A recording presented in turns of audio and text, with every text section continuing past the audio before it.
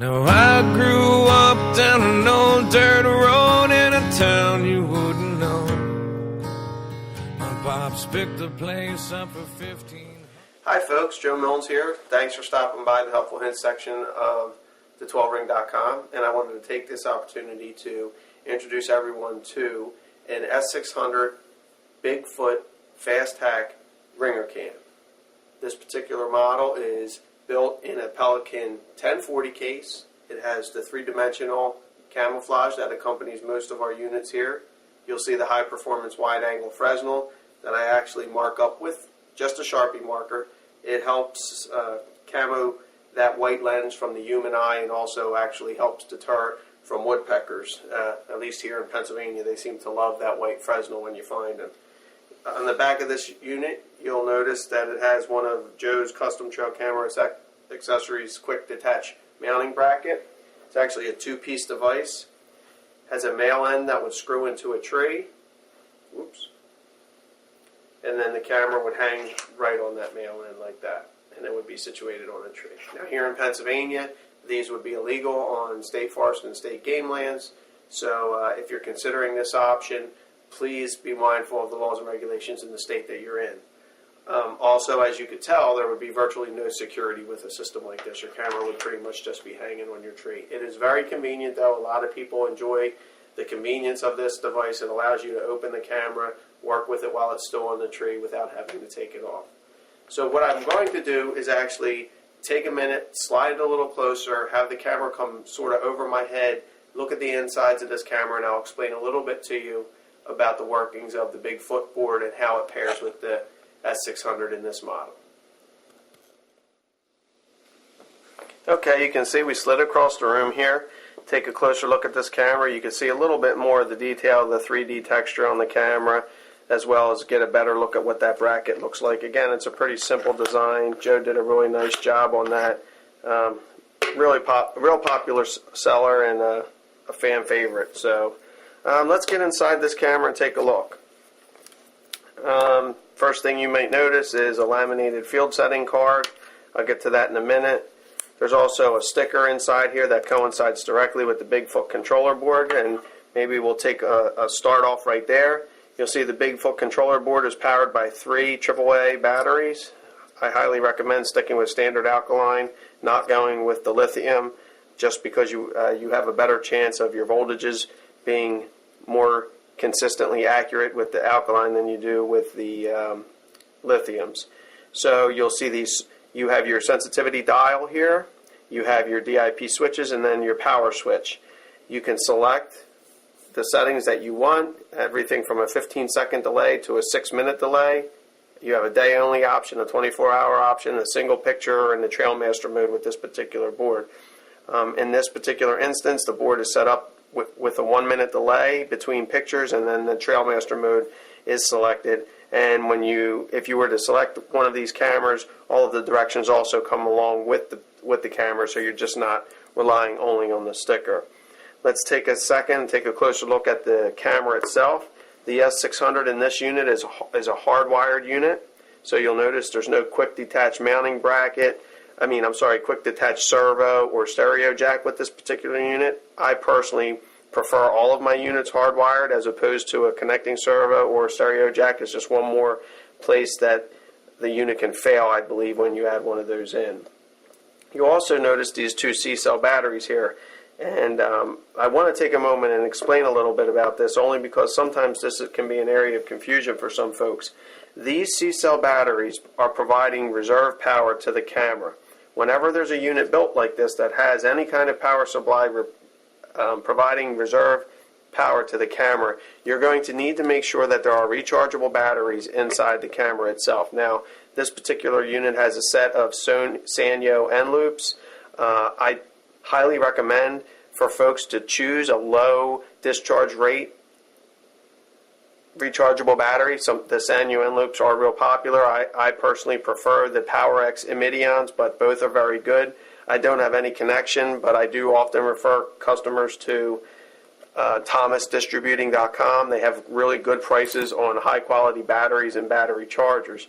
And the way that this particular system would work is the camera would draw off of those rechargeable batteries as as those batteries drain and charge, the alkalines provide a charge to those rechargeable batteries. It's very important that you don't want to put alkaline batteries in here or lithium batteries in here and still put a set of C cells in this unit, or double A's if you have 4 of them, 8 of them, whatever that you choose as a reserve power supply. It could result in permanent damage that would not be covered under warranty.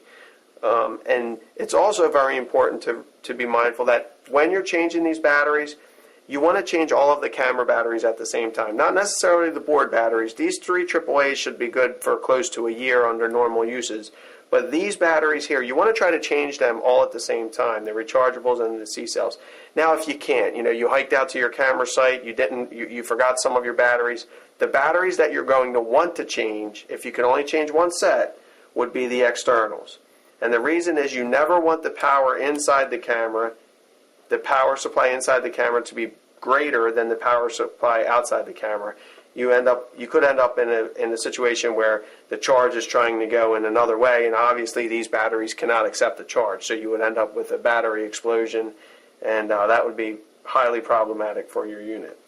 So if we want to just take a quick look at the camera, and I did explain a lot of this in the Yeti video, so I won't go too far in depth, but the power button's right on top. You have your slider, that's picture taking mode, picture viewing mode, and video mode. So you do have those options on the camera. You'll notice this laminated field card, and what this is a list of recommended settings for the camera. They're just that, recommended settings. When it comes to trail camera photography, when it comes to all photography for that matter, beauty's in the eye of the beholder, so feel free to adjust the settings as you see fit as you get a chance to work with the camera. But a good starting point would be to follow these recommended settings. Very simple. Press the menu button. You'll see that the setup screen comes across the bottom. You just use your dial pad to navigate through those screens, aligning them here. You'll also notice when you get to the setup, this is where you'll be able to format your memory cards. This is where you'll be able to adjust the clock on your camera. All of the settings you could see right there is your flash. Now, again, I'm not going to go too much into detail with this because I did in one of the other videos, but there's the card. That's how you would adjust them. When you're just about ready to take your pictures, what you want to ask yourself is, do you want your camera to flash all of the time? Some people do. They have their reasons, and most people don't, but some people do. After you've gone through and set all of your cameras, and the recommended setting for the S600 is the flash on the highest setting, so it's a flash plus. What you'll notice here, I don't know if you can see it on the video or not, but there is a lightning bolt with a plus. If you see that lightning bolt with the plus, then this camera is set to flash on its highest setting all of the time. What I recommend that most people do is that they take the flash setting and they look at the lightning bolt right here on the dial pad, and they're just going to press it twice, or keep pressing it, until you see that lightning bolt disappear. And what will happen with that lightning bolt disappearing is that the camera will not flash during the day, but will flash with the optimum highest setting at night. So now you're just about ready to go. You have all of your settings. You have your flash turned off if that's what you want. The last 2 steps really before you go is you want to turn this LCD display screen. You want to turn it off completely. It greatly helps with power consumption. The way that's done is by pressing this little button here 2 times. The LCD display screen is off, but you'll notice the camera is still on. Press the power button and turn the camera off. When you press the power button and turn the camera off, you will notice that the lens retracts on this camera, and that may startle some people who know that the fast hack option is an option that keeps that lens partially extended, and that speeds up the time by which the camera can take a picture. You'll notice that I just put some black electrical tape around here to help cloud hide the silver in the window, and then we paint the lens here and the telescoping lens also to just help hide that when they're in here.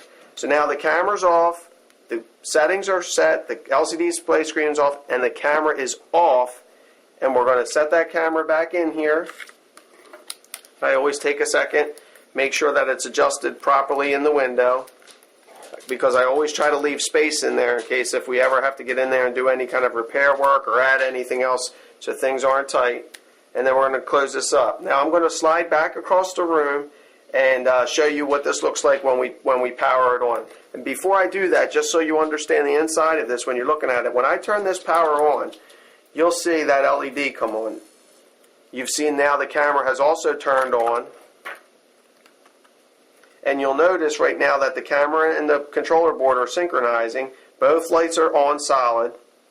The camera has now turned off, but that lens has stayed partially telescoped. That's what we're looking for. Now, you wouldn't see this, obviously, if you were operating, but with that camera, with that LED flashing, that means the board's in walk test mode. You'll see if I put my hand in front of it, that LED has gone solid, and when that LED goes solid, so does the light that it indicates to us it's in walk test mode. So I'm going to slide back across the room and give you a shot of what this will look like from the outside.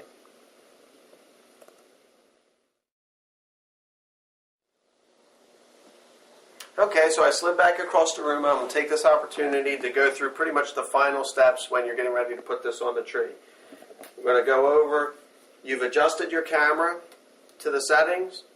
You have rechargeables in the camera, your alkalines, all of your batteries are set. The LCD display screen is turned off. The power to the camera itself is turned off. That's very important. Sometimes people forget to do that. I'm going to go ahead. I recommend just leaving that laminated card in there. You've went ahead. This is screwed into the tree where you need it. You're just going to turn that power on. Make sure your camera is in the lenses are properly situated in the window. And now we're going to imagine that this is just locked onto a tree. You'll see this solid light right now is the camera and the control board are synchronizing. When that light goes off, now the camera has entered walk test mode. In walk test mode, anytime that the camera detects motion, you'll see that light come back on. That's a very desirable feature of the BigFoot controller board. It allows the user to make sure that the camera is aimed in the direction or at the site that the consumer wants it to be aimed in.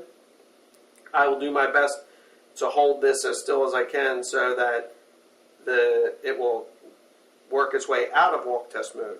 The walk test mode on the BigFoot board again, it's a highly desirable feature. It allows you to make sure your camera is situated, and as the person operating the camera, you'll know when the walk test mode is complete because you'll get a solid red light in that Fresnel lens. Once you see that solid red light, the camera and the board are completely synchronized. The board's waiting to detect motion or changes in heat, and then when it does detect that motion, it will power the camera on, shutter a picture, and then depending on what settings that you chose on the BigFoot controller board, it'll either shut the camera itself right back down, it'll leave the camera on so it's prepared to continue to detect motion. The Trailmaster mode, which is again a highly desirable feature that folks like to run on scrapes and trails, scrapes, rubs, dens, ponds when they're trying to get pictures of ducks or predator sets. It's just a desirable feature. You might get more shots than you need, but sometimes you have to go through a few to get that really high quality, perfect shot. So, as you can see, the camera has gone through walk test mode. I don't know if that camera was me moving it. The camera, I just gave it motion, and you saw the camera took a picture. I think that's a pretty impressive trigger response time considering how close I am to the camera. I did leave the flash on for the purpose of the video so that you could see the camera taking pictures. So that's pretty much the S600 BigFoot controller board RingerCam. It's a new option. It has replaced the Yeti Fast Hack. Mark at YetiCam has indicated that he is no longer going to be producing his controller boards. So the BigFoot has really taken the market by storm. It's very user friendly. It's not only is it very user friendly, but it doesn't require the use of a micro switch or anything like that. Chris and Gary really worked that out before Gary completely took over the sales. If you're interested in this particular board just for a personal project that you're working on, you can find them at snapshotsandsniper.com. Gary's a great guy. That's where these boards are found at. I hope that this short tutorial about this camera was worth the few minutes that you spent watching it. I hope it gives you the confidence if you're thinking about an S600 RingerCam, or you have one and you were just a little bit confused. I hope it clears up some of that confusion. And please, again, if you have any questions, comments, or concerns, don't hesitate to reach out. Use the contact link. You'll usually get a response within 24 to 36 hours, and usually that response is coming directly from me. So, once again, thank you for visiting the 12 Ring. I hope you found this to be informative in the very least, and here's to keeping your eyes on the prize. Pops picked the place up for $1,500 back in 1964. My grandfather was a drinker back in the day, he'd put him down. But a war is known to change a man, and the whiskey's known to change a man. That's not me. I rarely drink from the bottle, but I'll smoke a little weed.